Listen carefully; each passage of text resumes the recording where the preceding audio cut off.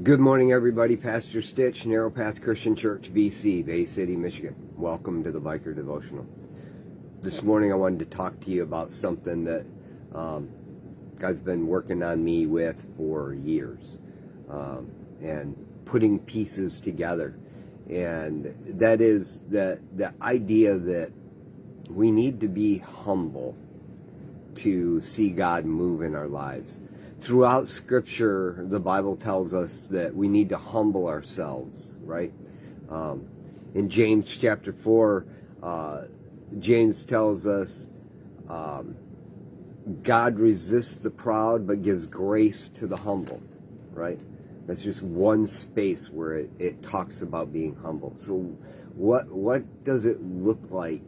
What does that look like? I've had so many people in my life, remind me that I'm a proud person, and that's absolutely true. I have pride that exudes out of every pore of my body, and I know that about myself. It gets in the way of so many things in my life. I'm betting you probably do too. You may not call it pride, but we all have it. And God says we need to humble ourselves. So what does it look like? Well, first of all, I've been told hundreds and hundreds of times by well-meaning people that I need to pray and ask God to humble me. I have not found anywhere in the Bible where it says to do that. But I've found everywhere that it talks about being humble, it says humble yourself. What does that look like? Well, James goes on from where I just read in chapter 4 and says, therefore submit to God, resist the devil, and he will flee from me. Draw near to God, and he will draw near to you. Cleanse your hands, sinners, and purify your hearts, double-minded people.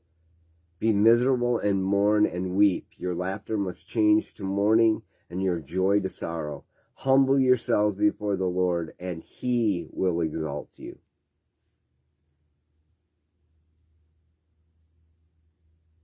I want to tell you the answer on how to humble yourself.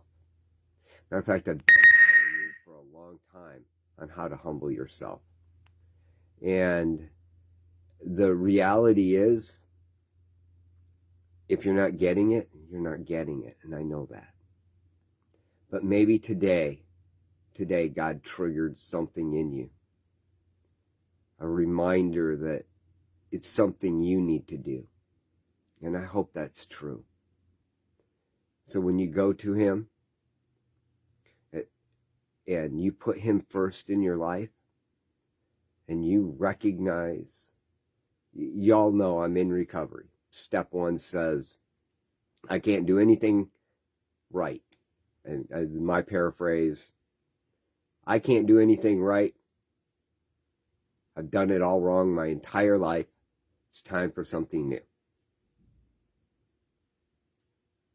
It's the beginning of the process. It's a good way to begin the process, and there's freedom in being broken. Today is the day to start learning how to live in that freedom. I love y'all. I hope you have a great day. God bless.